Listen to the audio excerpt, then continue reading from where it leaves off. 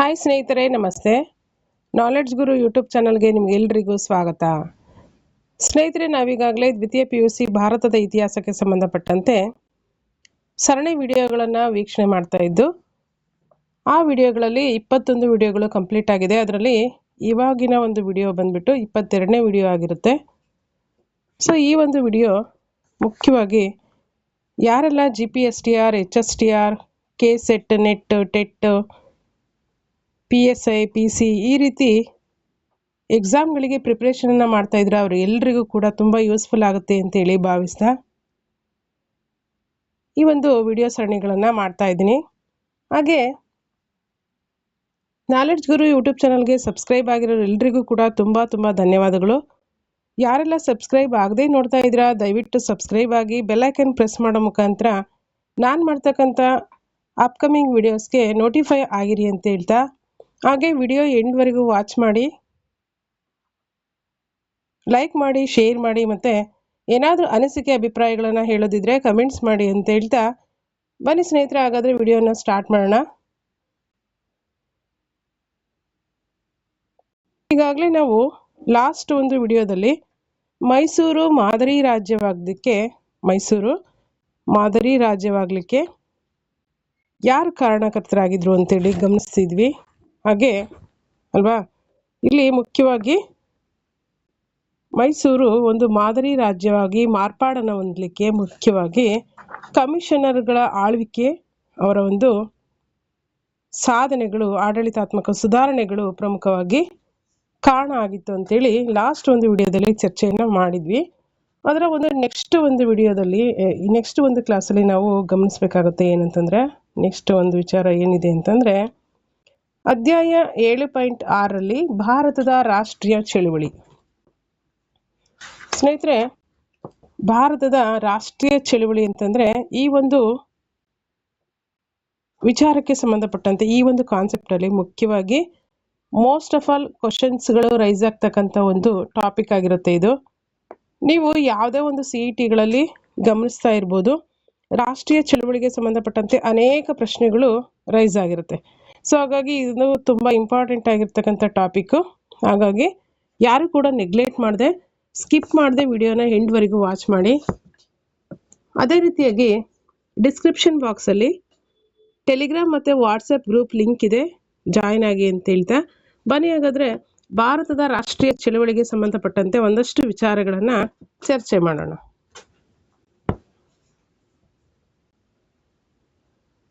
ಸ್ನೇಹಿತರೆ, ಭಾರತದಲ್ಲಿ ಮುಖ್ಯವಾಗಿ ಶಕರು ಅಲ್ವಾ, ಕುಶಾನರು, ಅಫ್ಘನ್ನರು, ತುರ್ಕರು ಮುಂತಾದ ಅನೇಕ ವಿದೇಶಿಯರ ಒಂದು ದಾಳಿಗೆ ಭಾರತ ತುತ್ತಾಗಿತ್ತು ಅಂತೇಳಿ ನಾವು ಗಮನಿಸ್ತೀವಿ.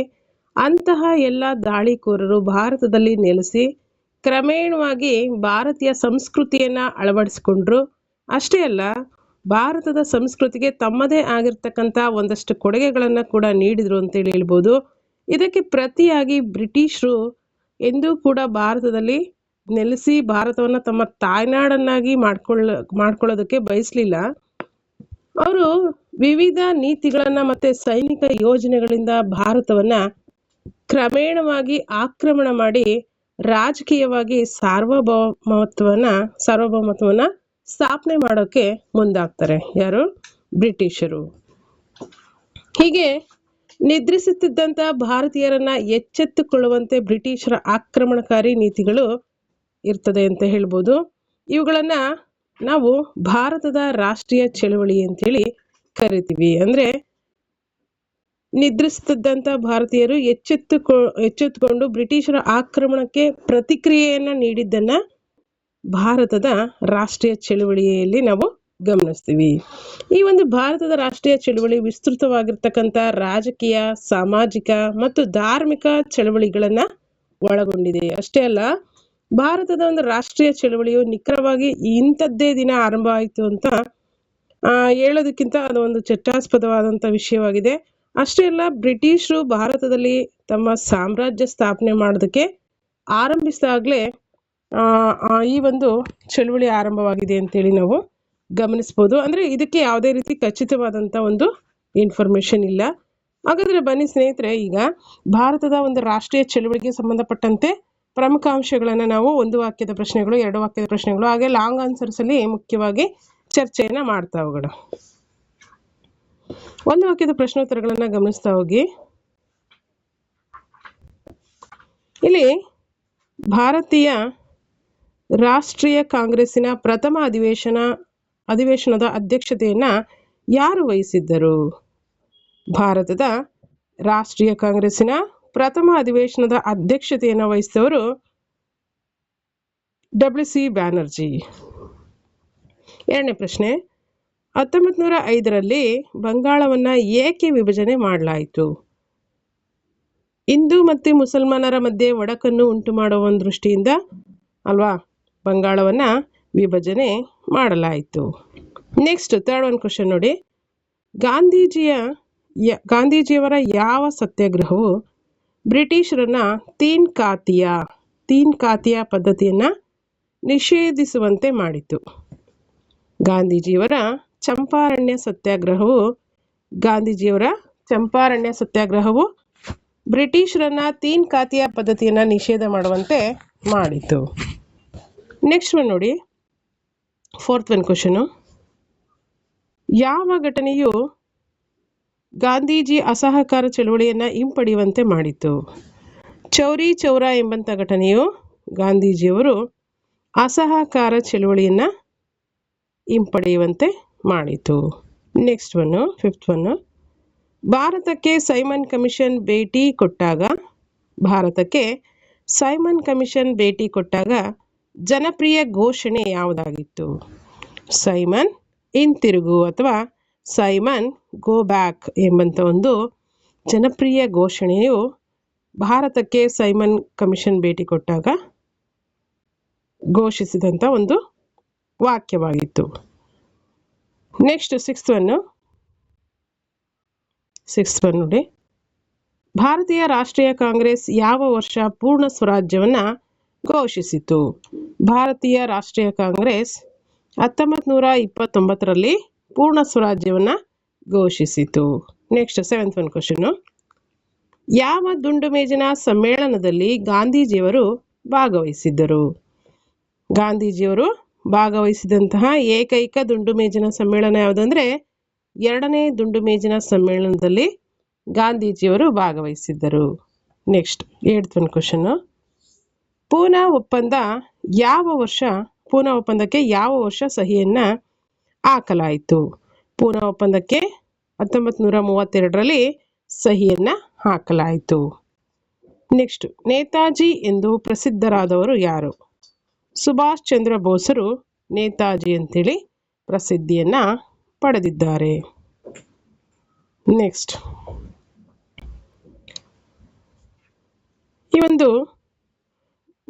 ಒಂದೆರಡು ಕ್ವಶನ್ ತಪ್ಪಾಗಿದೆ, ಅವುಗಳು ಬೇಡ. ನೆಕ್ಸ್ಟ್ ಒಂದು ನೋಡಿ, ನೇರ ಕಾರ್ಯಾಚರಣೆ ದಿನದ ಕರೆ ನೀಡಿದವರು ಯಾರು? ನೇರ ಕಾರ್ಯಾಚರಣೆ ದಿನದ ಕರೆಯನ್ನು ನೀಡಿದವರು ಮೊಹಮ್ಮದ್ ಅಲಿ ಜಿನ್ನಾ ನೇರ ಕಾರ್ಯಾಚರಣೆ ದಿನಕ್ಕೆ ಕರೆಯನ್ನು ನೀಡಿದರು. ನೆಕ್ಸ್ಟ್ 13th ಒಂದು ಕ್ವಶನು. ಭಾರತದ ಉಕ್ಕಿನ ಮನುಷ್ಯ ಎಂದು ಪ್ರಸಿದ್ಧರಾದವರು ಯಾರು? ಸರ್ದಾರ್ ವಲ್ಲಭಭಾಯ್ ಪಟೇಲ್ ರವರು ಭಾರತದ ಉಕ್ಕಿನ ಮನುಷ್ಯ ಎಂದು ಪ್ರಸಿದ್ಧಿಯನ್ನು ಪಡೆದಿದ್ದಾರೆ. ನೆಕ್ಸ್ಟ್ 14th ಒಂದು ಕ್ವಶನ್ ನೋಡಿ.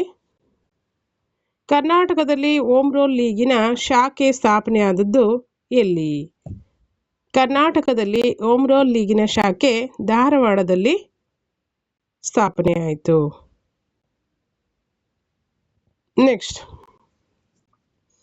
ಕರ್ನಾಟಕ ಪ್ರಾದೇಶಿಕ ಕಾಂಗ್ರೆಸ್ ಸಮಿತಿ ಅಂದರೆ ಈ ಒಂದು KPSCಗೆ ಸಂಬಂಧಪಟ್ಟಂತೆ ಒಂದು ಎಕ್ಸ್ಪ್ಲನೇಷನನ್ನು ಕೇಳಿರ್ತಕ್ಕಂಥದ್ದು. ನೆಕ್ಸ್ಟ್, ಕರ್ನಾಟಕದ ಕೇಸರಿ ಯಾರು ಅಂತಂದರೆ, ಕರ್ನಾಟಕದ ಕೇಸರಿ ಅಂತೇಳಿ ನಾವು ಗಂಗಾಧರರಾವ್ ದೇಶಪಾಂಡೆ ಅವರನ್ನು ಕರ್ನಾಟಕದ ಕೇಸರಿ ಅಂತೇಳಿ ಕರಿತೀವಿ. ನೆಕ್ಸ್ಟ್ ಒಂದು ನೋಡಿ, ಈಸೂರು ಜನಪ್ರಿಯ ಘೋಷಣೆ ಏನು? ಈಸೂರಿನ ಜನಪ್ರಿಯವಾಗಿರ್ತಕ್ಕಂಥ ಘೋಷಣೆ ಅಂದರೆ ಏಸೂರು ಕೊಟ್ಟರು ಈಸೂರು ಬಿಡವು ಎಂಬುದು ಈಸೂರಿನ ಜನಪ್ರಿಯ ಘೋಷಣೆ ಆಗಿದೆ. ನೆಕ್ಸ್ಟ್ 2 ವಾಕ್ಯ ಅಥವಾ ಪದಗಳಲ್ಲಿ ಉತ್ತರವನ್ನು ನೀಡ್ತಕ್ಕಂಥ ಪ್ರಶ್ನೋತ್ತರಗಳನ್ನು ನೋಡೋಣ. ಭಾರತೀಯ ರಾಷ್ಟ್ರೀಯ ಕಾಂಗ್ರೆಸ್ಸಿನ ಪ್ರಥಮ ಸಭೆ ಯಾವಾಗ ಮತ್ತು ಎಲ್ಲಿ ಜರುಗಿತು? ಭಾರತೀಯ ರಾಷ್ಟ್ರೀಯ ಕಾಂಗ್ರೆಸ್ಸಿನ ಪ್ರಥಮ ಸಭೆ 1885ರಲ್ಲಿ ಬಾಂಬೆಯಲ್ಲಿ ಜರುಗಿತು. ನೆಕ್ಸ್ಟ್ 2ನೇ ಪ್ರಶ್ನೆ. ಭಾರತೀಯ ರಾಷ್ಟ್ರೀಯ ಕಾಂಗ್ರೆಸ್ಸಿನ ಯಾವುದಾದ್ರೂ 2 ಉದ್ದೇಶಗಳನ್ನು ತಿಳಿಸಿ. ಭಾರತದ ರಾಷ್ಟ್ರೀಯ ಏಕತೆಯನ್ನು ಪ್ರೋತ್ಸಾಹಿಸುವುದು ಮತ್ತು ಬೆಂಬಲಿಸುವುದು. ಹಾಗೆ 2ನೇದು ಭಾರತೀಯರಲ್ಲಿ ಆತ್ಮೀಯತೆ ಮತ್ತು ಸ್ನೇಹವನ್ನು ಬೆಳೆಸುವುದು ಭಾರತೀಯ ರಾಷ್ಟ್ರೀಯ ಕಾಂಗ್ರೆಸ್ಸಿನ 2 ಮುಖ್ಯ ಉದ್ದೇಶಗಳು. ನೆಕ್ಸ್ಟ್ 3rd one ಕ್ವಶನ್ ನೋಡಿ. ಯಾರಾದರೂ 2 ಮಂದಗಾಮಿ ನಾಯಕರನ್ನು ಹೆಸರಿಸಿ. ಗೋಪಾಲಕೃಷ್ಣ ಗೋಖಲೆ, ರಾಸ್ ಬಿಹಾರಿ ಘೋಷ್ ಪ್ರಮುಖ ಮಂದಗಾಮಿ ನಾಯಕರುಗಳು. ನೆಕ್ಸ್ಟ್ ಒನ್ ನೋಡಿ. ಅನೇಕ ಮಂದಗಾಮಿ ನಾಯಕರುಗಳಿದ್ದಾರೆ. ಅದರಲ್ಲಿ ಮುಖ್ಯವಾಗಿ ನಾವು ಫಿರೋಜ್ ಶಾ ಮೆಹ್ತಾ ಆಗಿರ್ಬೋದು, ದಾದಾಬಾಯಿ ನವರೋಜಿ ಆಗಿರ್ಬೋದು, ಬದ್ರುದ್ದೀನ್ ತ್ಯಾಬ್ಜಿ ಆಗಿರ್ಬೋದು, ಹಾಗೆ ಆನಂದಾಚಾರ್ಲ, ಸುರೇಂದ್ರನಾಥ್ ಬ್ಯಾನರ್ಜಿ, ಗೋಪಾಲಕೃಷ್ಣ ಗೋಖಲೆ ಇವರೆಲ್ಲ ಮಂದಗಾಮಿಗಳ ಯುಗದ ಪ್ರಮುಖ ನಾಯಕರು. ನೆಕ್ಸ್ಟು ಪ್ರಮುಖ ತೀವ್ರಗಾಮಿ ನಾಯಕರುಗಳನ್ನು ಹೆಸರಿಸಿ. ಯಾರು? ಲಾಲ್ ಬಾಲ್ ಪಾಲ್ ಅಂತಲೇ ಹೆಸರುವಾಸಿಯಾಗಿರ್ತಕ್ಕಂಥ ಲಾಲಾ ಲಜಪತ್ ರಾಯ್, ಬಾಲ ಗಂಗಾಧರ ತಿಲಕ್, ಬಿಪಿನ್ ಚಂದ್ರಪಾಲ್ ಇವರು ಪ್ರಮುಖ ತೀವ್ರಗಾಮಿ ನಾಯಕರುಗಳು. ಲಾಲ್ ಬಾಲ್ ಪಾಲ್ ಅಂತಲೇ ಜನಪ್ರಿಯತೆಯನ್ನು ಗಳಿಸಿರ್ತಕ್ಕಂಥವ್ರು. ನೆಕ್ಸ್ಟ್ ಒನ್ ನೋಡಿ. 5th one question. ಬಂಗಾಳವನ್ನು ಯಾರು ಮತ್ತು ಯಾವಾಗ ವಿಭಜಿಸಿದರು? ಲಾರ್ಡ್ ಕರ್ಜನ್ ರವರು ಬಂಗಾಳವನ್ನು 1905ರಲ್ಲಿ ವಿಭಜನೆಯನ್ನು ಮಾಡಿದರು. ನೆಕ್ಸ್ಟು 6th one ಕ್ವಶನ್ ನೋಡಿ.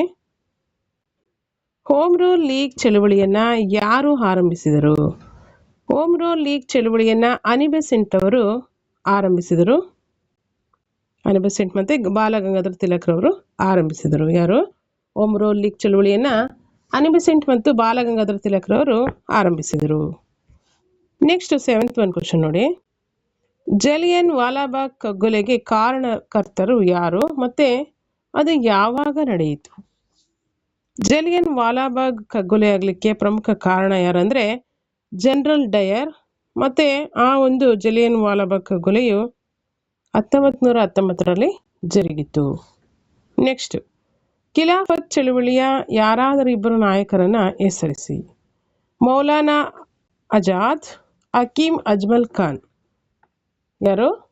ಮೌಲಾನಾ ಆಜಾದ್ ಮತ್ತು ಹಕೀಮ್ ಅಜ್ಮಲ್ ಖಾನ್ ಇವರು ಪ್ರಮುಖವಾಗಿ ಖಿಲಾಫತ್ ಚಳುವಳಿಯ ಪ್ರಮುಖ ನಾಯಕರು. ಅಷ್ಟೇ ಅಲ್ಲ, ಈ ಒಂದು ಚಳುವಳಿಯಲ್ಲಿ ಮುಖ್ಯವಾಗಿ ಅಲಿ ಸಹೋದರರು ಅಲ್ವಾ, ಮೌಲಾನಾ ಆಜಾದ್, ಹಕೀಮ್ ಅಜ್ಮಲ್ ಖಾನ್ ಇನ್ನಿತರೆ ಪ್ರಮುಖವಾಗಿರ್ತಕ್ಕಂಥ ನಾಯಕರನ್ನು ನಾವು ಗಮನಿಸ್ತೀವಿ. ನೆಕ್ಸ್ಟ್ ನೋಡಿ. ನೆಕ್ಸ್ಟ್ 10th one ಕ್ವಶನ್ ನೋಡಿ. ಯಾವ ಕಾಂಗ್ರೆಸ್ ಅಧಿವೇಶನವು ಪೂರ್ಣ ಸ್ವರಾಜ್ಯವೇ ನನ್ನ ಗುರಿ ಎಂದು ಘೋಷಣೆಯನ್ನು ಮಾಡಿತು? 1929ರಲ್ಲಿ ಲಾಹೋರ್ ಕಾಂಗ್ರೆಸ್ ಅಧಿವೇಶನವು ಪೂರ್ಣ ಸ್ವರಾಜ್ಯವೇ ತನ್ನ ಗುರಿ ಅಂತೇಳಿ ಘೋಷಿಸಿತು. Next 11th one. ಗಾಂಧೀಜಿಯವರು ಉಪ್ಪಿನ ಸತ್ಯಾಗ್ರಹವನ್ನು ಎಲ್ಲಿಂದ ಆರಂಭಿಸಿದರು ಮತ್ತು ಅದು ಎಲ್ಲಿಗೆ ಕೊನೆಗೊಂಡಿತು? ಗಾಂಧೀಜಿಯವರು ಉಪ್ಪಿನ ಸತ್ಯಾಗ್ರಹವನ್ನು ಮುಖ್ಯವಾಗಿ ಗುಜರಾತಿನ ಸಬರಮತಿ ಆಶ್ರಮದಿಂದ ದಂಡಿಯವರೆಗೆ ಕೊನೆಗೊಳಿಸಿದರು. ಗುಜರಾತಿನ ಸಬರಮತಿ ಆಶ್ರಮದಿಂದ ಆರಂಭಿಸಿ ದಂಡಿಯವರೆಗೆ ಕೊನೆಗೊಳಿಸಿದರು. Next 12th one question. Poona ಒಪ್ಪಂದಕ್ಕೆ ಸಹಿ ಹಾಕಿದವರು ಯಾರು? ಪೂನಾ ಫ್ಯಾಕ್ಟ್ ಅಲ್ವಾ, ಪೂನಾ ಒಪ್ಪಂದಕ್ಕೆ ಸಹಿಯನ್ನು ಹಾಕಿದವರು ಅಂಬೇಡ್ಕರ್ ಮತ್ತು Mahatma Gandhiji. Next 13th one question ನೋಡಿ. ಕರ್ನಾಟಕ ಪ್ರದೇಶ ಕಾಂಗ್ರೆಸ್ ಸಮಿತಿಯ ಪ್ರಥಮ ಅಧಿವೇಶನ ಎಲ್ಲಿ ಮತ್ತು ಯಾವಾಗ ಜರುಗಿತು? ಕರ್ನಾಟಕ ಪ್ರದೇಶ ಕಾಂಗ್ರೆಸ್ ಸಮಿತಿಯ ಪ್ರಥಮ ಅಧಿವೇಶನ 1920ರಲ್ಲಿ ಧಾರವಾಡದಲ್ಲಿ ಜರುಗಿತು. Next 14th question. ಗಾಂಧೀಜಿಯವರು ಅಧ್ಯಕ್ಷತೆ ವಹಿಸಿದ್ದ ಏಕೈಕ ಕಾಂಗ್ರೆಸ್ ಅಧಿವೇಶನ ಎಲ್ಲಿ ಜರುಗಿತು ಮತ್ತು ಯಾವಾಗ? ಗಾಂಧೀಜಿಯವರು ಅಧ್ಯಕ್ಷತೆಯನ್ನು ವಹಿಸಿದಂಥ ಏಕೈಕ ಕಾಂಗ್ರೆಸ್ ಅಧಿವೇಶನ ಬೆಳಗಾಂನಲ್ಲಿ ಜರುಗುತ್ತೆ ಎಷ್ಟರಲ್ಲಿ ಅಂತಂದರೆ 1924ರಲ್ಲಿ ಜರುಗ್ತದೆ. ಸೊ ಇದಿಷ್ಟು 2 ವಾಕ್ಯದ ಪ್ರಶ್ನೋತ್ತರಗಳಾಯಿತು. ನೆಕ್ಸ್ಟ್ ನೋಡಿ ಲಾಂಗ್ ಆನ್ಸರ್ಸನ್ನು ಗಮನಿಸ್ತಾ ಹೋಗೋಣ. ಯಾರೆಲ್ಲ ಟೀಚರ್ ಎಕ್ಸಾಮ್ಗಳಿಗೆ ಅಂತೇಳಿ ಪ್ರಿಪ್ರೇಷನ್ ಮಾಡ್ತಾ ಇದ್ದೀರಾ ಅವರಿಗೆಲ್ಲ ಈ ಒಂದು ಲಾಂಗ್ ಆನ್ಸರ್ಸು ತುಂಬ ಯೂಸ್ಫುಲ್ ಆಗುತ್ತೆ. ಹಾಗೆ 1 ವರ್ಡ್ ಮತ್ತು 2 ವರ್ಡ್ ಕ್ವಶನ್ಸು ಕೂಡ ನಿಮಗೆ ಮಲ್ಟಿಪಲ್ ಚಾಯ್ಸ್ ಕ್ವಶನ್ಸಿಗೆ ಯೂಸ್ಫುಲ್ ಆಗುತ್ತೆ. ಇವುಗಳನ್ನು ನೀಟಾಗಿ ಅಬ್ಸರ್ವ್ ಮಾಡಿ ಅಂತ ಹೇಳ್ತಾ ಬನ್ನಿ. ಹಾಗಾದರೆ ಲಾಂಗ್ ಆನ್ಸರ್ಸಲ್ಲಿ ಯಾವ ಒಂದು ಕ್ವಶನನ್ನು ನಾವು ಮುಖ್ಯವಾಗಿ ಗಮನಿಸಬೇಕಾಗುತ್ತೆ ಅಂತಂದರೆ ನೋಡೋಣ. ಭಾರತೀಯ ರಾಷ್ಟ್ರೀಯತೆಯ ಬೆಳವಣಿಗೆಗೆ ಕಾರಣವಾಗಿರ್ತಕ್ಕಂಥ ಪ್ರಮುಖ ಅಂಶಗಳು ಯಾವುವು? ಹಾಗಾದರೆ ಭಾರತೀಯ ರಾಷ್ಟ್ರೀಯತೆ ಅಥವಾ ರಾಷ್ಟ್ರೀಯ ಬೆಳವಣಿಗೆ ಅಂದರೆ ರಾಷ್ಟ್ರೀಯತೆಯ ಬೆಳವಣಿಗೆ ಆಗಲಿಕ್ಕೆ ಪ್ರಮುಖವಾಗಿ ಏನೆಲ್ಲ ಅಂಶಗಳು ಕಾರಣ ಆಗಿರ್ತವೆ ಅಂತಂದರೆ ಮೊದಲನೇದಾಗಿ ಬ್ರಿಟಿಷರ ಆರ್ಥಿಕ ಶೋಷಣೆ. ಬ್ರಿಟಿಷರು ಆರಂಭದಲ್ಲಿ ವ್ಯಾಪಾರಕ್ಕಾಗಿ ಭಾರತಕ್ಕೆ ಬರ್ತಾರೆ. ಅನಂತರದಲ್ಲಿ ಭಾರತದಲ್ಲಿ ಸ್ಥಳೀಯ ಅರಸರ ಒಂದು ಆಂತರಿಕ ಕಲಹಗಳಲ್ಲಿ ಮಧ್ಯಪ್ರವೇಶ ಮಾಡಿ ಅವರಲ್ಲಿಯೇ ಒಡೆದು ಆಳುವ ಒಂದು ನೀತಿಯನ್ನು ಏನು ಮಾಡ್ತಾರೆ, ಬಿತ್ತುತ್ತಾರೆ. ಒಡೆದು ಆಳುವ ನೀತಿಯನ್ನು ಜಾರಿಗೊಳಿಸ್ತಾರೆ. ಭಾರತದಲ್ಲಿ ತಮ್ಮ ರಾಜಕೀಯ ಸಾರ್ವಭೌಮತ್ವವನ್ನು ಸ್ಥಾಪನೆ ಮಾಡಿ ಅನಂತರ ತಮ್ಮ ಹೊಸ ಆರ್ಥಿಕ ನೀತಿಗಳಿಂದ ಮತ್ತು ಇಲ್ಲಿನ ಕಚ್ಚಾ ವಸ್ತುಗಳನ್ನು ಇಂಗ್ಲೆಂಡಿಗೆ ರಫ್ತು ಮಾಡಿ ಭಾರತವನ್ನು ಅವರ ಸಿದ್ಧ ವಸ್ತುಗಳ ಮಾರುಕಟ್ಟೆಯನ್ನಾಗಿ ಪರಿವರ್ತಿಸಿದರು. ಇಷ್ಟೇ ಅಲ್ಲ, ಕೃಷಿ ಬೆಳೆಗಳಿಗೆ ಬದಲಾಗಿ ವಾಣಿಜ್ಯ ಬೆಳೆಗಳನ್ನು ಬೆಳೆಯೋದಕ್ಕೆ ಕೃಷಿಕರಿಗೆ ಏನಾಗುತ್ತೆ ಆರಂಭಿಸಿದ್ರಿಂದ ಕೃಷಿಕರೆಲ್ಲ ಹಿಂದುಳಿತಾರೆ.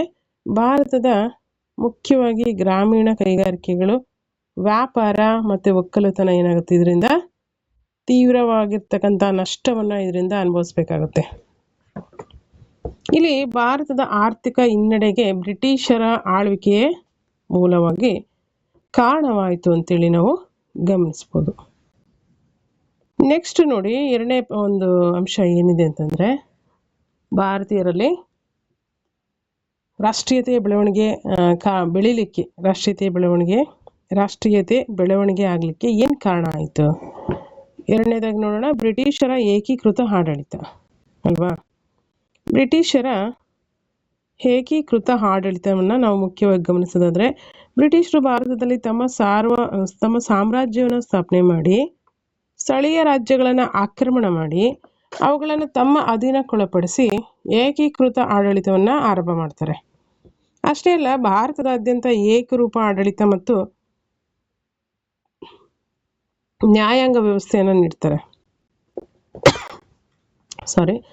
ಇದರಿಂದಾಗಿ ಭಾರತೀಯರಲ್ಲಿ ನಾವೆಲ್ಲ ಒಂದೇ ಎಂಬಂತಹ ಒಂದು ಭಾವನೆ ಮೂಡೋದ್ರ ಜೊತೆಗೆ ಕಾಲಾನಂತರದಲ್ಲಿ ಅವರಲ್ಲಿ ಏನಾಗುತ್ತೆ, ಏಕತೆ ಮತ್ತು ರಾಷ್ಟ್ರೀಯತೆ ಪ್ರಜ್ಞೆ ಬೆಳೀತಾ ಹೋಗುತ್ತೆ.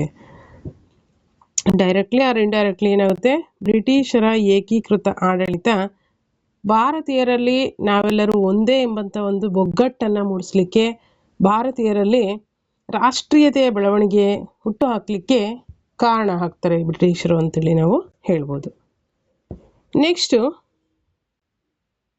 ಪಾಶ್ಚಿಮಾತ್ಯ ಶಿಕ್ಷಣ ಮತ್ತು ಇಂಗ್ಲಿಷ್ ಭಾಷೆಯ ಪ್ರಭಾವ ನೋಡಿ. ಇಲ್ಲಿ ಭಾರತದಲ್ಲಿ ಹಿಂದೂಗಳು ಮತ್ತು ಮುಸಲ್ಮಾನರು ಸಂಸ್ಕೃತ, ಪರ್ಷಿಯನ್ ಮತ್ತು ಅರೇಬಿಕ್ನಲ್ಲಿ ಅಭ್ಯಾಸ ಮಾಡ್ತಿದ್ದಂತಹ ಸಾಂಪ್ರದಾಯಿಕ ಶಿಕ್ಷಣಕ್ಕೆ ಬದಲಾಗಿ ಏನು ಮಾಡ್ತಾರೆ ಅಂತಂದರೆ ಬ್ರಿಟಿಷರ ಇಂಗ್ಲಿಷ್ ಭಾಷೆ ಮತ್ತು ಪಾಶ್ಚಿಮಾತ್ಯ ಶಿಕ್ಷಣವನ್ನು ಜಾರಿಗೊಳಿಸ್ತಾರೆ. ಅಷ್ಟೇ ಅಲ್ಲ, ಏಕರೂಪ ಶಿಕ್ಷಣ ವ್ಯವಸ್ಥೆಯನ್ನು ಕೂಡ ಪ್ರಾರಂಭ ಮಾಡ್ತಾರೆ. ಇದರಿಂದಾಗಿ ಭಾರತೀಯರು ಅಮೆರಿಕ ಮತ್ತು ಫ್ರಾನ್ಸಿನ ಕ್ರಾಂತಿ, ಇಟಲಿ ಮತ್ತು ಜರ್ಮನಿಗಳ ಏಕೀಕರಣಕ್ಕಾಗಿ ಅಲ್ಲಿನ ಜನರ ಹೋರಾಟದ ಸಫಲತೆಯನ್ನು ಕೂಡ ಇವರು ಅರಿತುಕೊಂಡರು. ಮತ್ತು ಬ್ರಿಟಿಷರ ದಬ್ಬಾಳಿಕೆಯ ಒಂದು ನೀತಿಗಳ ವಿರುದ್ಧ ಹೋರಾಡಲಿಕ್ಕೆ ಇವೆಲ್ಲ ಅವರಿಗೆ ಸ್ಫೂರ್ತಿಯನ್ನು ಕೊಡ್ತದೆ. ನೆಕ್ಸ್ಟ್ ನೋಡಿ, ಸಿಪಾಯಿ ದಂಗೆಯ ಒಂದು ಪ್ರಭಾವ ಅಂದರೆ ರಾಷ್ಟ್ರೀಯತೆ ಬೆಳವಣಿಗೆ ಆಗಲಿಕ್ಕೆ ಭಾರತೀಯರಲ್ಲಿ ಸಿಪಾಯಿ ದಂಗೆಯ ಒಂದು ಪ್ರಭಾವನೂ ಕೂಡ ತುಂಬ ಪ್ರಮುಖವಾಗಿ ಕಾರಣ ಆಗಿದೆ. ಇಲ್ಲಿ ಹಲವಾರು ಸೈನಿಕ ಕಾರಣಗಳಿಂದ ಬ್ರಿಟಿಷ್ ಸೈನ್ಯದಲ್ಲಿದ್ದಂಥ ಭಾರತೀಯ ಸೈನಿಕರು ಮತ್ತು ಬ್ರಿಟಿಷರ ಹೊಸ ನೀತಿಗಳಿಂದ ಅತೃಪ್ತರಾದ ಭಾರತದ ಸ್ಥಳೀಯ ಅರಸರು ಕ್ರಿಸ್ತ ಶಕ 1857ರಲ್ಲಿ ನಡೆದಂತಹ ಸಿಪಾಯಿ ದಂಗೆಯಲ್ಲಿ ಭಾಗವಹಿಸ್ತಾರೆ. ಇಲ್ಲಿ ಭಾರತೀಯರ ಏಕೀಕೃತ ಹೋರಾಟದ ಮನೋಭಾವನೆಯು ಮುಂದಿನ ದಿನಗಳಲ್ಲಿ ಏನಾಗುತ್ತೆ, ಭಾರತೀಯರಲ್ಲಿ ರಾಷ್ಟ್ರ ಪ್ರೇಮವನ್ನು ಬೆಳೆಸೋದಕ್ಕೆ ಕಾರಣ ಆಗ್ತದೆ ಅಂತೇಳಿ ನಾವು ಹೇಳ್ಬೋದು. ನೆಕ್ಸ್ಟ್ ಈ ಅಂಶನೂ ಕೂಡ ಏನಾಗುತ್ತೆ, ಸಿಪಾಯಿ ದಂಗೆಯ ಒಂದು ಪ್ರಭಾವ ಭಾರತೀಯರಲ್ಲಿ ಬ್ರಿಟಿಷರ ವಿರುದ್ಧ ಹೋರಾಡಲಿಕ್ಕೆ ಒಂದು ರಾಷ್ಟ್ರೀಯತೆಯ ಬೆಳವಣಿಗೆ ಆಗಲಿಕ್ಕೆ ಕಾರಣ ಆಗ್ತದೆ. ನೆಕ್ಸ್ಟ್ ನೋಡಿ, ಪತ್ರಿಕೆಗಳ ಪಾತ್ರ.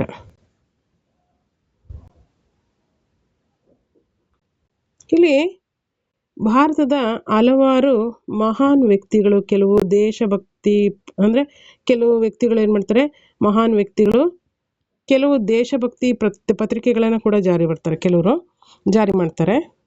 ಅದರಲ್ಲಿ ಮುಖ್ಯವಾಗಿರ್ತಕ್ಕಂಥ ಪತ್ರಿಕೆಗಳು ಯಾವುದಿತ್ತು ಅಂತಂದರೆ ದಿ ಹಿಂದೂ, ಸ್ವದೇಶಿ ಮಿತ್ರ, ಮರಾಠಿ ಮತ್ತು ಕೇಸರಿ, ಅಮೃತ ಬಜಾರ ಪತ್ರಿಕೆ, ತಾಯಿನಾಡು ಮೊದಲಾಗಿರ್ತಕ್ಕಂಥ ಪತ್ರಿಕೆಗಳು ಏನಾಗುತ್ತೆ, ಭಾರತೀಯರಲ್ಲಿ ರಾಷ್ಟ್ರ ಪ್ರೇಮವನ್ನು ಹುಟ್ಟು ಹಾಕಲಿಕ್ಕೆ ಮೂಲವಾಗಿ ಕಾರಣ ಆಗುತ್ತೆ. ಅಂದರೆ ಇಲ್ಲಿ ಪತ್ರಿಕೆಗಳ ಪಾತ್ರನೂ ಕೂಡ ಭಾರತೀಯರಲ್ಲಿ ರಾಷ್ಟ್ರೀಯತೆಯ ಬೆಳವಣಿಗೆಗೆ ಪ್ರಮುಖವಾಗಿರ್ತಕ್ಕಂಥ ಕಾರಣ ಆಗಿದೆ.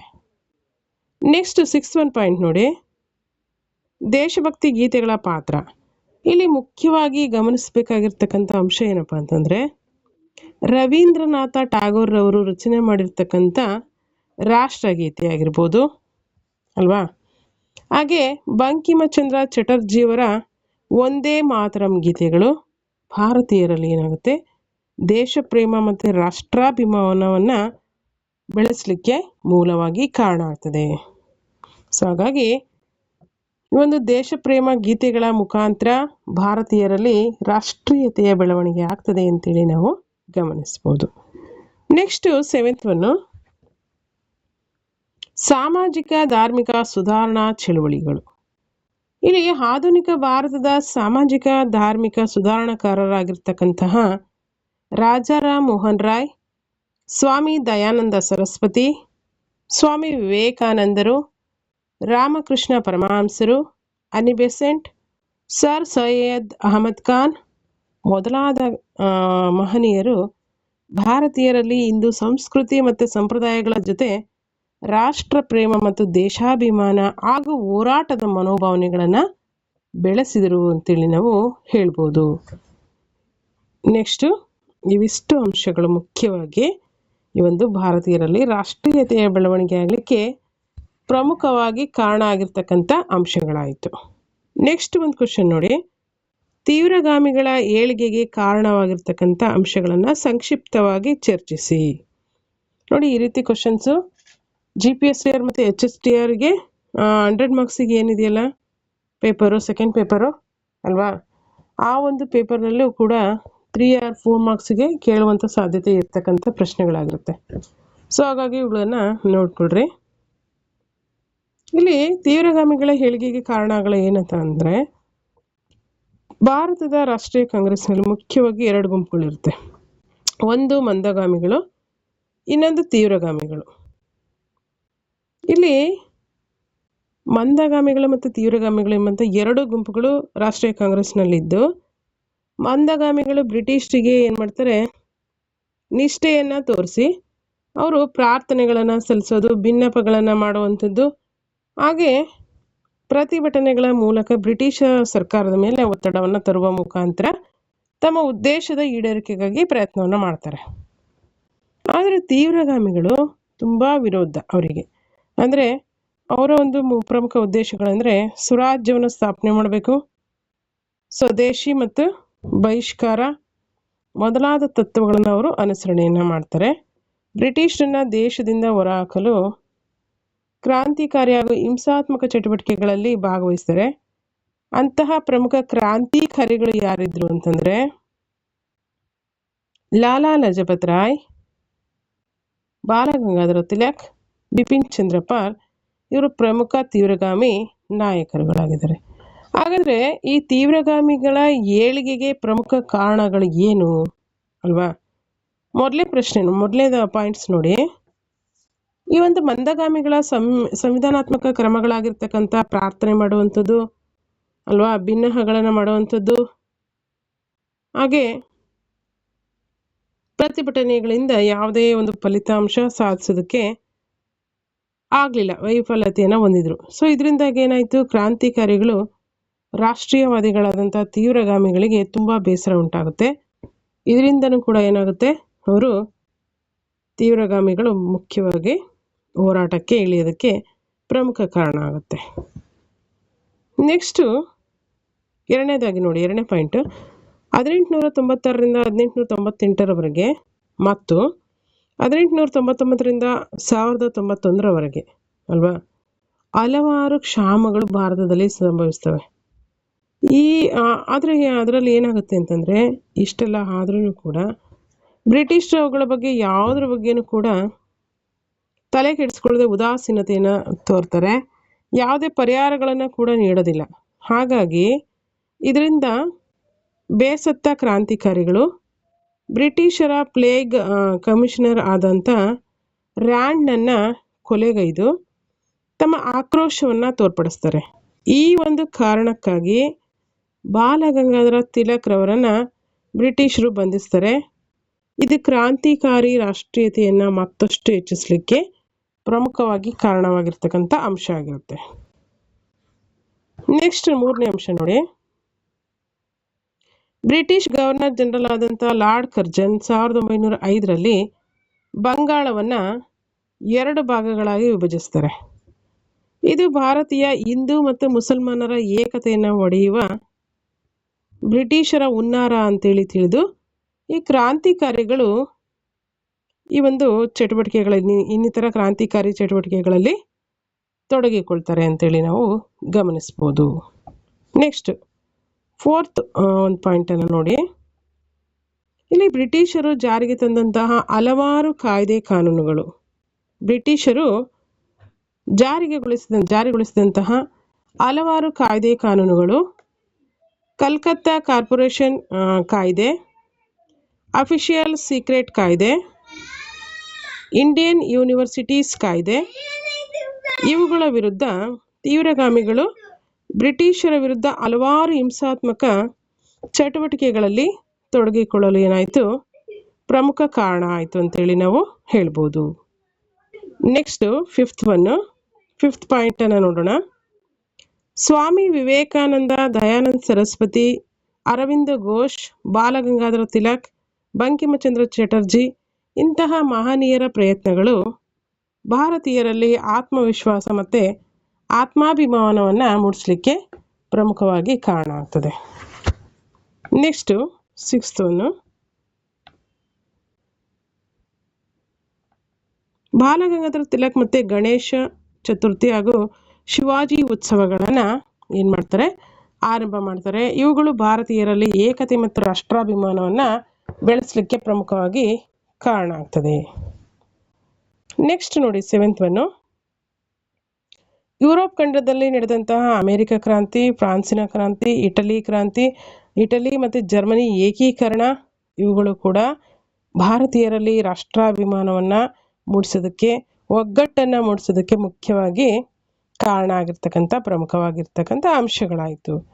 ಸೊ ಸ್ನೇಹಿತರೆ, ಇದಿಷ್ಟು ಈ ಒಂದು ರಾಷ್ಟ್ರೀಯ ತೀವ್ರಗಾಮಿಗಳ ಒಂದು ಏಳಿಗೆ ಆಗಲಿಕ್ಕೆ ಪ್ರಮುಖವಾಗಿರ್ತಕ್ಕಂಥ ಏನು ಅಂಶಗಳು ಕಾರಣ ಆಗಿದೆ ಅಂತೇಳಿ ನಾವು ನೋಡಿದ್ವಿ. ನೆಕ್ಸ್ಟ್ ಒಂದು ಕ್ವಶನ್ ನೋಡಿ, ಭಾರತದ ರಾಷ್ಟ್ರೀಯ ಚಳವಳಿಯಲ್ಲಿ ವಿಶೇಷವಾಗಿ ಕರ್ನಾಟಕದ ಪಾತ್ರ ಏನು ಅಲ್ವಾ? ಇಲ್ಲಿ ಭಾರತದ ರಾಷ್ಟ್ರೀಯ ಚಳವಳಿಯಲ್ಲಿ ಕರ್ನಾಟಕ ಮಹತ್ವವಾದಂಥ ಒಂದು ಪಾತ್ರವನ್ನು ವಹಿಸಿರುತ್ತೆ. ಪ್ರಾರಂಭದಲ್ಲಿ ವಿದೇಶಿಯರ ವಿರುದ್ಧ ಕರ್ನಾಟಕದಲ್ಲಿ ದೋಂಡಿಯ ವಾಗನ ದಂಗೆ, ಕಿತ್ತೂರು ರಾಣಿ ಚೆನ್ನಮ್ಮಳ ದಂಗೆ, ಸಂಗೊಳ್ಳಿ ರಾಯಣ್ಣನ ದಂಗೆ, ಅಲಿಗಲಿ ಬೇಡರ ದಂಗೆಗಳು ನಡೀತವೆ. ಆದರೆ ಗಂಭೀರ ಹೋರಾಟ ಭಾರತೀಯ ರಾಷ್ಟ್ರೀಯ ಕಾಂಗ್ರೆಸ್ಸಿನ ಸ್ಥಾಪನೆಯೊಂದಿಗೆ ಆರಂಭ ಆಗ್ತದೆ. ಅಂದರೆ ಆರಂಭದ ಚಟುವಟಿಕೆಗಳು ಏನೇನಿತ್ತು ಅಂತೇಳಿ ನಾವು ಒಂದೊಂದಾಗಿ ನೋಡೋದಾದರೆ, ಭಾರತದ ರಾಷ್ಟ್ರೀಯ ಕಾಂಗ್ರೆಸ್ನ ಪ್ರಥಮ ಅಧಿವೇಶನ 1885ರಲ್ಲಿ ಬಾಂಬೆಯಲ್ಲಿ ಜರುಗುತ್ತೆ. ಈ ಒಂದು ಸಮ್ಮೇಳನದಲ್ಲಿ ಕರ್ನಾಟಕದಿಂದ 4 ಪ್ರತಿನಿಧಿಗಳು ಭಾಗವಹಿಸ್ತಾರೆ. ನೆಕ್ಸ್ಟು ಬಾಂಬೆ ಕಾಂಗ್ರೆಸ್ ಸಮಿತಿ, ಬಾಂಬೆ ಪ್ರದೇಶ ಕಾಂಗ್ರೆಸ್ ಸಮಿತಿ 2 ಅಧಿವೇಶನಗಳು ಕರ್ನಾಟಕದ ಬೆಳಗಾಂ ಮತ್ತು ಧಾರವಾಡದಲ್ಲಿ ನಡೆಯುತ್ತೆ. ಹಾಗೆ ಆಲೂರು ವೆಂಕಟರಾವ್, ಅಣ್ಣಾಚಾರ್ಯ, ಹೊಸಕೇರಿ ಶ್ರೀನಿವಾಸ ಕೌಜಲಗಿ, ಗೋವಿಂದರಾವ್ ಯಾಳಗಿ ಮುಂತಾದ ಭಾರತದ ರಾಷ್ಟ್ರೀಯ ಚಳುವಳಿಯ ನೇತೃತ್ವವನ್ನು ಮುಂತಾದವರು ವಹಿಸಿದ್ರಿಂದ ಈ ಒಂದು ಚಳುವಳಿಗೆ ಇನ್ನೊಂದಷ್ಟು ಮೆರುಗು ನೀಡ್ತಾರೆ. ಹಾಗೆ ಓಮ್ ರೂಲ್ ಲೀಗ್ನ ಒಂದು ಶಾಖೆ ಧಾರವಾಡದಲ್ಲಿ ಸ್ಥಾಪನೆ ಆಗ್ತದೆ. ಸೊ ಹೀಗೆ ಆರಂಭದ ಚಟುವಟಿಕೆಗಳು ಏನಾಗುತ್ತೆ, ಈ ಒಂದು ರಾಷ್ಟ್ರೀಯತೆಯ ಚಳುವಳಿಯಲ್ಲಿ ಧುಮುಕ್ಲಿಕ್ಕೆ ಪ್ರಮುಖವಾಗಿ ಕಾರಣ ಆಗುತ್ತೆ. ನೆಕ್ಸ್ಟ್ 2ನೇ ಪಾಯಿಂಟ್ ನೋಡಿ, ಕರ್ನಾಟಕದ ಪ್ರಾದೇಶಿಕ ಸಮಿತಿ. ಕರ್ನಾಟಕ ಪ್ರಾದೇಶಿಕ ಕಾಂಗ್ರೆಸ್ ಸಮಿತಿಯು 1920ರಲ್ಲಿ ಧಾರವಾಡದಲ್ಲಿ ಸ್ಥಾಪನೆ ಆಗುತ್ತೆ. ಅದರ ಮೊದಲ ಅಧಿವೇಶನವನ್ನು ಗಂಗಾಧರರಾವ್ ದೇಶಪಾಂಡೆ ಅವರ ಅಧ್ಯಕ್ಷತೆಯಲ್ಲಿ ಧಾರವಾಡದಲ್ಲಿಯೇ ನಡೆಸಲಾಗುತ್ತೆ. ಇದರ ಶಾಖೆಗಳನ್ನು ಬೆಂಗಳೂರು, ಮೈಸೂರು, ತುಮಕೂರು ಮತ್ತು ಕಡೂರುಗಳಲ್ಲಿ ಸ್ಥಾಪನೆಯನ್ನು ಮಾಡಲಾಗುತ್ತೆ. ನೆಕ್ಸ್ಟ್ 3ನೇ ಅಂಶ, ಅಸಹಕಾರ ಚಳುವಳಿ. ಮಹಾತ್ಮ ಗಾಂಧೀಜಿಯವರು ಪ್ರಾರಂಭಿಸಿದಂತಹ ಅಸಹಕಾರ ಚಳುವಳಿಯಿಂದ ಪ್ರಭಾವಿತರಾದ ಕನ್ನಡಿಗರು ಕರ್ನಾಟಕದಲ್ಲಿ ಅಸಹಕಾರ ಚಳುವಳಿಯನ್ನು ಮುಂದುವರಿಸೋದ್ರೊಂದಿಗೆ ಏನು ಮಾಡ್ತಾರೆ, ಭಾರತದ ರಾಷ್ಟ್ರೀಯ ಚಳುವಳಿಯಲ್ಲಿ ಪ್ರಮುಖ ಪಾತ್ರವನ್ನು ವಹಿಸ್ತಾರೆ. ಅಂದರೆ ಮಹಾತ್ಮ ಗಾಂಧೀಜಿಯವರು ರಾಷ್ಟ್ರ ಮಟ್ಟದಲ್ಲಿ ಏನು ಅಸಹಕಾರ ಚಳುವಳಿ ಭಾಗವಹಿಸಿದ್ರು, ಅದರ ಒಂದು ಪ್ರಭಾವದಿಂದ ಅಲ್ವಾ ಕನ್ನಡಿಗರು ಸಹಿತ ಕರ್ನಾಟಕದಲ್ಲಿ ಅಸಹಕಾರ ಚಳುವಳಿಯನ್ನು ಮುಂದುವರಿಸೋದ್ರೊಂದಿಗೆ ಭಾರತದ ರಾಷ್ಟ್ರೀಯ ಚಳುವಳಿಯಲ್ಲಿ ಕನ್ನಡಿಗರು ಸಹಿತ ಪ್ರಮುಖ ಪಾತ್ರವನ್ನು ವಹಿಸ್ತಾರೆ. ನೆಕ್ಸ್ಟು ಬೆಳಗಾಂ ಕಾಂಗ್ರೆಸ್ ಅಧಿವೇಶನ. ಇಲ್ಲಿ ಭಾರತದ ರಾಷ್ಟ್ರೀಯ ಚಳುವಳಿ ವಾರ್ಷಿಕ ಅಧಿವೇಶನ 1920ರಲ್ಲಿ ಕರ್ನಾಟಕದ ಬೆಳಗಾಂನಲ್ಲಿ ನಡೆಯುತ್ತೆ. ಮಹಾತ್ಮ ಗಾಂಧೀಜಿಯವರು ಈ ಒಂದು ಸಮ್ಮೇಳನದ ಅಧ್ಯಕ್ಷತೆಯನ್ನು ವಹಿಸಿರ್ತಾರೆ. ಕನ್ನಡಿಗರಲ್ಲಿ ರಾಷ್ಟ್ರೀಯತೆ ಬೆಳೆಸುವಲ್ಲಿ ಈ ಒಂದು ಅಂಶನೂ ಕೂಡ ಏನಾಗುತ್ತೆ, ಮುಂದೆ ಪ್ರಮುಖ ಪಾತ್ರವನ್ನು ವಹಿಸುತ್ತೆ. ಅಂದರೆ ಬೆಳಗಾಂ ಕಾಂಗ್ರೆಸ್ ಅಧಿವೇಶನದಲ್ಲಿ ಇಂದು ರಾಷ್ಟ್ರೀಯ ಚಳುವಳಿಯಲ್ಲಿ ಇಂದು ವಾರ್ಷಿಕ ಅಧಿವೇಶನದಲ್ಲಿ ಏನಾಗುತ್ತೆ 1920ರಲ್ಲಿ ಕರ್ನಾಟಕದ ಬೆಳಗಾಂನಲ್ಲಿ ನಡೆಯುತ್ತೆ. ಅದು 1920ರಲ್ಲಿ ಮಹಾತ್ಮ ಗಾಂಧೀಜಿಯವರು ಸಮ್ಮೇಳನವನ್ನು ಅಧ್ಯಕ್ಷತೆಯನ್ನು ವಹಿಸಿರ್ತಾರೆ. ಸೊ ಇದರಿಂದ ಏನಾಗುತ್ತೆ, ಇನ್ನಿತರೆ ಕನ್ನಡಿಗರಿಗೆ ಅಥವಾ ಕನ್ನಡಿಗರಲ್ಲಿ ರಾಷ್ಟ್ರೀಯತೆ ಭಾವನೆ ಬೆಳವಣಿಗೆ ಆಗಲಿಕ್ಕೆ ಈ ಅಂಶನೂ ಕೂಡ ಪ್ರಮುಖವಾಗಿ ಕಾರಣ ಆಗ್ತದೆ. ನೆಕ್ಸ್ಟ್ ಅಂಕೋಲಾ ಉಪ್ಪಿನ ಸತ್ಯಾಗ್ರಹ. ಇಲ್ಲಿ ಮಹಾತ್ಮ ಗಾಂಧೀಜಿಯವರು ಪ್ರಾರಂಭ ಮಾಡಿದಂತಹ ದಂಡಿ ಉಪ್ಪಿನ ಸತ್ಯಾಗ್ರಹದಿಂದ ಪ್ರಭಾವಿತರಾದಂತಹ ಹಲವಾರು ಕನ್ನಡಿಗರು ಸಹಿತ ಏನು ಮಾಡ್ತಾರೆ, ಕರ್ನಾಟಕದ ಅಂಕೋಲಾದಲ್ಲಿ ಉಪ್ಪಿನ ಸತ್ಯಾಗ್ರಹವನ್ನು ಹಮ್ಮಿಕೊಳ್ತಾರೆ. ಇದರಿಂದಾಗಿ ಕನ್ನಡಿಗರಲ್ಲೂ ಏನಾಗುತ್ತೆ, ಒಂದು ಸ್ಫೂರ್ತಿಯ ಚಿಲುಮೆಯಾಗಿ ಗಾಂಧೀಜಿಯವರು ನಿಲ್ತಾರೆ. ನೆಕ್ಸ್ಟ್ 6 ಶಿವಪುರ ಧ್ವಜ ಸತ್ಯಾಗ್ರಹ. ಮೈಸೂರು ಪ್ರಾದೇಶಿಕ ಕಾಂಗ್ರೆಸ್ ಸಮಿತಿ 1938ರಲ್ಲಿ ಶಿವಪುರದಲ್ಲಿ ಜರುಗುತ್ತೆ. ಇಲ್ಲಿ ಬ್ರಿಟಿಷರನ್ನ ಸಂಪೂರ್ಣವಾಗಿ ದೇಶದಿಂದ ಹೊರಗಾಕಬೇಕು ಅಂತೇಳಿ ತೀರ್ಮಾನ ಮಾಡಿ ಭಾರತದ ತ್ರಿವರ್ಣ ಧ್ವಜವನ್ನು ಆರಿಸುವುದರ ಮುಖಾಂತರ ಕನ್ನಡಿಗರು ಭಾರತದ ರಾಷ್ಟ್ರೀಯ ಚಳುವಳಿಯಲ್ಲಿ ಭಾಗವಹಿಸಿದರು. ನೆಕ್ಸ್ಟ್ 7th ಪಾಯಿಂಟ್, ವಿದುರಾಶ್ವತ್ಥ ದುರಂತ.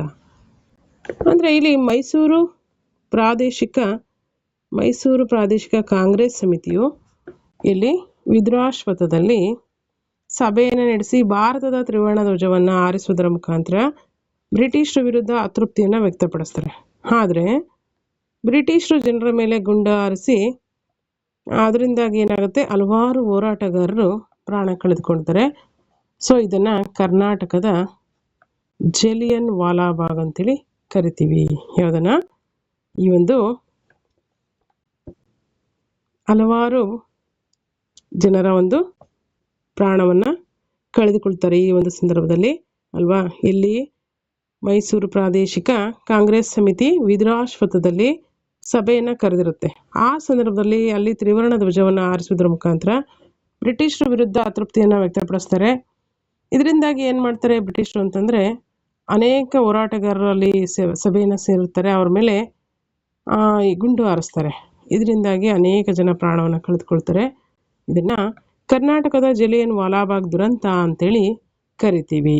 ಕೇಳಿದರೆ ಈ ಕ್ವಶನ್ಸು, ಯಾವ ಒಂದು ಘಟನೆಯನ್ನ ಕರ್ನಾಟಕದ ಜಲಿಯನ್ ವಾಲಾಬಾಗ್ ದುರಂತ ಅಂತೇಳಿ ಕರಿತೀವಿ ಅಂತ ವಿದುರಾಶ್ವತ್ಥ ಘಟನೆಯನ್ನ ಹೀಗೆ ಕರೀತಾರೆ. ನೆಕ್ಸ್ಟ್, ಮೈಸೂರು ಅರಮನೆ ಸತ್ಯಾಗ್ರಹ.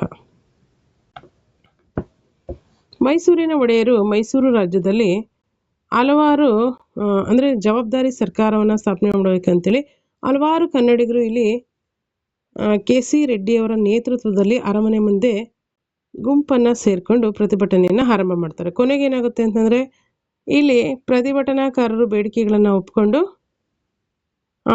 ಒಡೆಯರು ಏನು ಮಾಡ್ತಾರೆ, ಮೈಸೂರು ರಾಜ್ಯದಲ್ಲಿ ಜವಾಬ್ದಾರಿ ಸರ್ಕಾರವನ್ನು ಸ್ಥಾಪನೆಯನ್ನು ಮಾಡ್ತಾರೆ. ಸೊ ಈ ಅಂಶನೂ ಕೂಡ ಏನಾಗುತ್ತೆ, ಪ್ರಮುಖವಾಗಿ ಕರ್ನಾಟಕದಲ್ಲಿ ವಿಶೇಷವಾಗಿ ರಾಷ್ಟ್ರೀಯ ಚಳುವಳಿ ಆರಂಭ ಆಗಲಿಕ್ಕೆ ಪ್ರಮುಖ ಕಾರಣ ಆಗ್ತದೆ.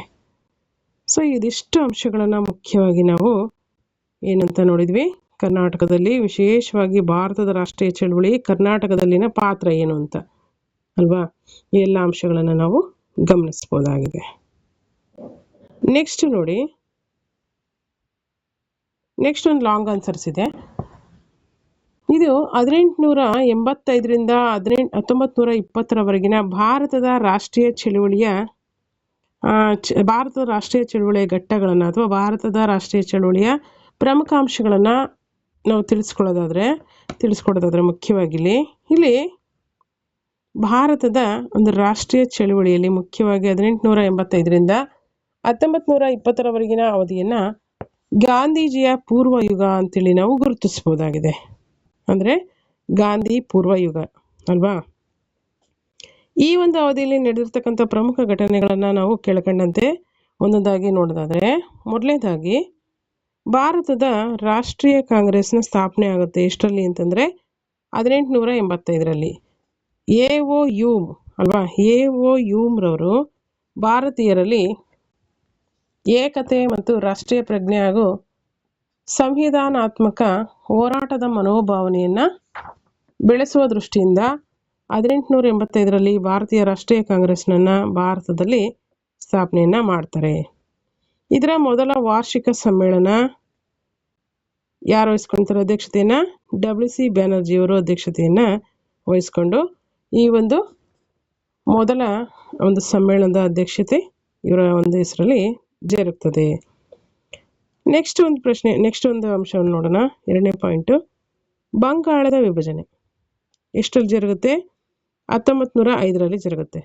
ಇಲ್ಲಿ ಬ್ರಿಟಿಷ್ ಗವರ್ನರ್ ಜನರಲ್ ಆದಂಥ ಲಾರ್ಡ್ ಕರ್ಜನ್ ಒಡೆದು ಆಳುವ ನೀತಿಯನ್ನು ಅನುಸರಿಸಿ ಹಿಂದೂ ಮತ್ತು ಮುಸಲ್ಮಾನರ ನಡುವೆ ಏನು ಮಾಡ್ತಾನೆ, ಏಕತೆಯನ್ನು ಒಡೆಯಲಿಕ್ಕೆ 1905ರಲ್ಲಿ ಬಂಗಾಳವನ್ನು 2 ಭಾಗಗಳಾಗಿ ವಿಭಜನೆ ಮಾಡ್ತಾನೆ.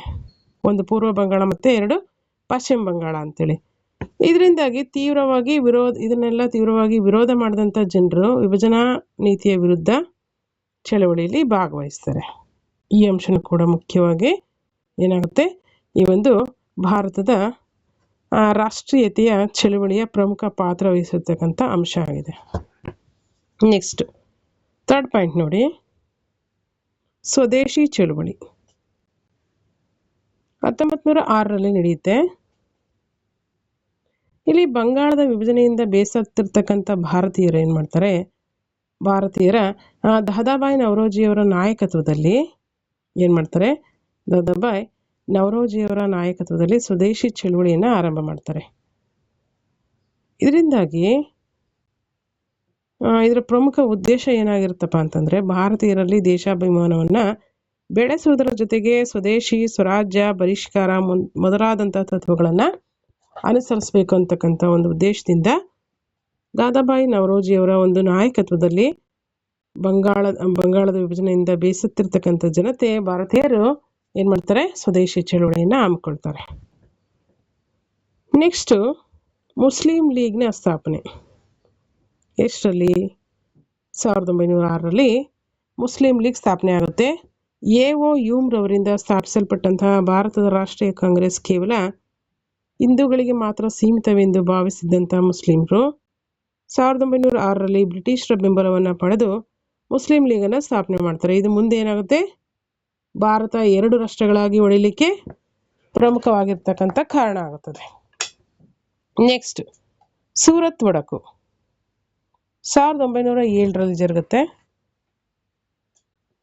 ಭಾರತದ ರಾಷ್ಟ್ರೀಯ ಕಾಂಗ್ರೆಸ್ನ ವಾರ್ಷಿಕ ಸಮ್ಮೇಳನವು 1907ರಲ್ಲಿ ಜರುಗುತ್ತೆ. ಎಲ್ಲಿ ಅಂದರೆ ಸೂರತ್ನಲ್ಲಿ.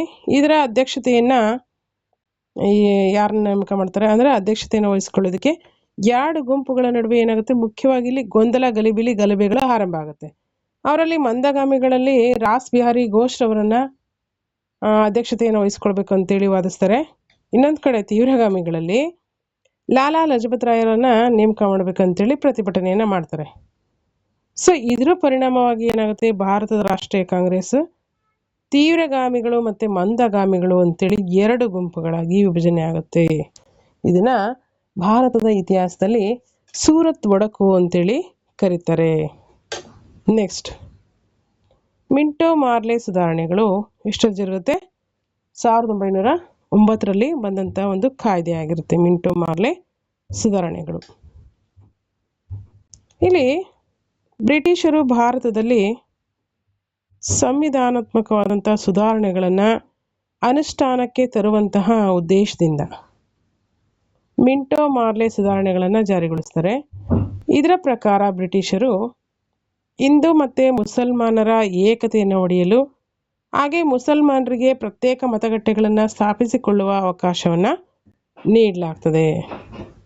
ಸೊ ಇದು ಹಿಂದೂ ಮುಸ್ಲಿಮರ ಒಂದು ಒಡೆದು ಆಳುವ ನೀತಿಗೆ, ಹಿಂದೂ ಮುಸ್ಲಿಮರಲ್ಲಿ ಒಡಕನ್ನುಂಟು ಮಾಡುವ ಒಂದು ನೀತಿಗೆ ಈ ಒಂದು ಸುಧಾರಣೆಗಳು ಅವಕಾಶವನ್ನು ಮಾಡಿಕೊಡ್ತದೆ. ನೆಕ್ಸ್ಟ್ ಲಕ್ನೋ ಒಪ್ಪಂದ 1906ರಲ್ಲಿ ಜರುಗುತ್ತೆ. ಅಂದರೆ ಬಾಲಗಂಗಾಧರ ತಿಲಕ್ ಮತ್ತು ಅನಿ ಬೆಸೆಂಟ್ ಅವರ ನಾಯಕತ್ವದಲ್ಲಿ ರಾಷ್ಟ್ರೀಯ ಪ್ರಜ್ಞೆ, ರಾಷ್ಟ್ರಾಭಿಮಾನ, ಹಿಂದೂ ಸಂಸ್ಕೃತಿಯನ್ನು ಭಾರತೀಯರಲ್ಲಿ ಬೆಳೆಸಲು ಹೋಮ್ ರೋಲ್ ಲೀಗನ್ನು ಇಲ್ಲಿ 1916ರಲ್ಲಿ ಕ್ರಿಸ್ತಶಕ 1916ರಲ್ಲಿ ಹೋಮ್ ರೋಲ್ ಲೀಗ್ನ ಒಂದು ಸಮ್ಮೇಳನ ಎಲ್ಲಿ ಜರುಗುತ್ತೆ ಅಂದರೆ ಲಕ್ನೋದಲ್ಲಿ ಜರುಗುತ್ತೆ. ಸೊ ಇದರಲ್ಲಿ ಭಾರತದ ರಾಷ್ಟ್ರೀಯ ಕಾಂಗ್ರೆಸ್ ಮತ್ತು ಮುಸ್ಲಿಂ ಲೀಗ್ಗಳು ಒಂದಾಗ್ತವೆ ಅಂತೇಳಿ ಹೇಳ್ಬೋದು ಅಲ್ವಾ.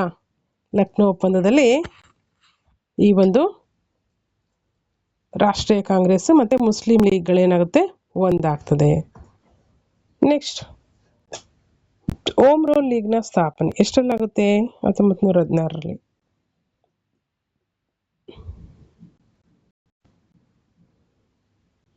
ಇಲ್ಲಿ ನೋಡಿ, ಬಾಲಗಂಗಾಧರ ತಿಲಕ್ರವರು ಮತ್ತು ಅನಿ ಬೆಸೆಂಟ್, ಬಾಲಗಂಗಾಧರ ತಿಲಕ್ ಮತ್ತು ಅನಿ ಬೆಸೆಂಟರು 1916ರಲ್ಲಿ ಭಾರತದಲ್ಲಿ ಹೋಮ್ ರೋಲ್ ಲೀಗನ್ನು ಸ್ಥಾಪನೆ ಮಾಡ್ತಾರೆ. ಸೊ ಇದರ ಪ್ರಮುಖ ಉದ್ದೇಶ ಏನಾಗಿರುತ್ತೆ ಅಂದರೆ ಭಾರತೀಯರಲ್ಲಿ ರಾಷ್ಟ್ರಾಭಿಮಾನ ಮತ್ತು ಹಿಂದೂ ಧರ್ಮ ಮತ್ತು ರಾಷ್ಟ್ರೀಯ ಭಾವನೆ, ಸಂಸ್ಕೃತಿ, ಸಂಪ್ರದಾಯ, ರಾಜಕೀಯ, ಶಿಕ್ಷಣ, ಭಾಷೆ, ಏಕತೆ ಇತ್ಯಾದಿ ತತ್ವಗಳನ್ನು ಬೆಳೆಸುವ ಉದ್ದೇಶದಿಂದ ಏನು ಮಾಡ್ತಾರೆ, ಹೋಮ್ ರೋಲ್ ಲೀಗನ್ನು ಸ್ಥಾಪನೆ ಮಾಡ್ತಾರೆ. ನೆಕ್ಸ್ಟ್ ನೋಡಿ, ಮಾಂಟೆಗೋ ಚೆಮ್ಸ್ಫರ್ಡ್ ಸುಧಾರಣೆ. ಮಾಂಟೆಗೋ ಚೆಮ್ಸ್ಫರ್ಡ್ ಸುಧಾರಣೆಗಳು ಇಷ್ಟರಲ್ಲಿ 1919ರಲ್ಲಿ. ಇಲ್ಲಿ ಮುಖ್ಯವಾಗಿ ಬ್ರಿಟಿಷರು ಭಾರತದಲ್ಲಿ ಸಂವಿಧಾನಾತ್ಮಕವಾದಂತಹ ಸುಧಾರಣೆಗಳನ್ನು ಜಾರಿಗೊಳಿಸುವಲ್ಲಿ ಮಾಂಟೆಗೋ ಚೆಮ್ಸ್ಫರ್ಡ್ ಸುಧಾರಣೆಗಳು ಅನುಷ್ಠಾನಕ್ಕೆ ತರಲಾಗುತ್ತೆ. ಸೊ ಇದರ ಪ್ರಕಾರವಾಗಿ ಭಾರತದಲ್ಲಿ ದ್ವಿಸದನ ಶಾಸಕಾಂಗ ಸಭೆಗಳನ್ನು ಮೇಲ್ಮನೆ ಮತ್ತು ಕೆಳಮನೆ ಅಂತೇಳಿ ಜಾರಿಗೊಳಿಸಲಾಗುತ್ತೆ. ದ್ವಿಸದನ ಅಂದರೆ ಮೇಲ್ಮನೆ ಮತ್ತು ಕೆಳಮನೆ. ಇಲ್ಲಿ ದ್ವಿಸದನ ಶಾಸಕಾಂಗ ಸಭೆಗಳನ್ನು ಮಾಂಟೆಗೋ ಚೆಮ್ಸ್ಫರ್ಡ್ ಸುಧಾರಣೆಗಳ ಅನುಷ್ಠಾನಕ್ಕೆ ತಂದು ಇವುಗಳನ್ನು ಜಾರಿಗೊಳಿಸಲಾಗುತ್ತೆ. ಸೊ ಸ್ನೇಹಿತರೆ, ಇವಿಷ್ಟು ಪ್ರಮುಖವಾಗಿರ್ತಕ್ಕಂಥ ಅಂಶಗಳೇನಿದೆ ಇವೆಲ್ಲವೂ ಕೂಡ ಮುಖ್ಯವಾಗಿ 1885ರಿಂದ 1920ರವರೆಗಿನ ಭಾರತದ ರಾಷ್ಟ್ರೀಯ ಚಳುವಳಿಯಲ್ಲಿ ಆಗಿರ್ತಕ್ಕಂಥ ಬೆಳವಣಿಗೆಗಳು ಅಂತೇಳಿ ನಾವು ಕರಿಬೋದು. ಅಷ್ಟೇ ಅಲ್ಲ, ಇದನ್ನು ಗಾಂಧಿ ಪೂರ್ವ ಯುಗ ಅಂತಲೂ ಕೂಡ ನಾವು ಗುರುತಿಸ್ಬೋದಾಗಿದೆ. ಇವೆಲ್ಲ ಅಂಶಗಳೇನಾಗುತ್ತೆ, ಗಾಂಧಿ ಪೂರ್ವ ಯುಗದಲ್ಲಿ ಜರುಗಿರ್ತಕ್ಕಂಥ ಪ್ರಮುಖ ಅಂಶಗಳಾಗಿ ನಮಗೆ ಕಂಡು ಬರ್ತದೆ.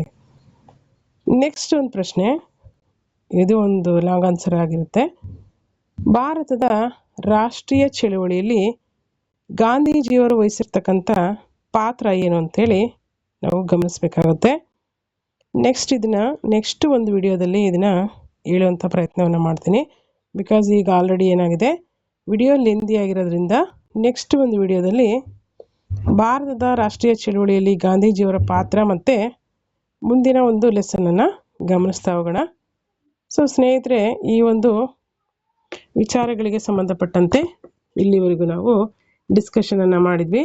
ಅಂದರೆ ಭಾರತದ ರಾಷ್ಟ್ರೀಯ ಚಳುವಳಿ ಅದರ ಪ್ರಮುಖ ಪಾತ್ರವನ್ನು ಇತಿಹಾಸದಲ್ಲಿ ನಾವು ಗಮನಿಸ್ತಾ ಹೋಗಿದ್ವಿ. ಸೊ ಇಲ್ಲಿವರೆಗೂ ಈ ವಿಡಿಯೋವನ್ನು ವೀಕ್ಷಣೆ ಮಾಡಿರ್ತಕ್ಕಂಥ ಎಲ್ರಿಗೂ ಕೂಡ ತುಂಬ ಧನ್ಯವಾದಗಳು. ಅದೇ ರೀತಿಯಾಗಿ ರಿಮೈನಿಂಗ್ ಇರ್ತಕ್ಕಂಥ ವಿಷಯವನ್ನು ನೆಕ್ಸ್ಟ್ ಒಂದು ಕ್ಲಾಸ್ ನೋಡ್ತಾ ಹೋಗೋಣ. ಎಲ್ರಿಗೂ ಕೂಡ ಧನ್ಯವಾದಗಳು.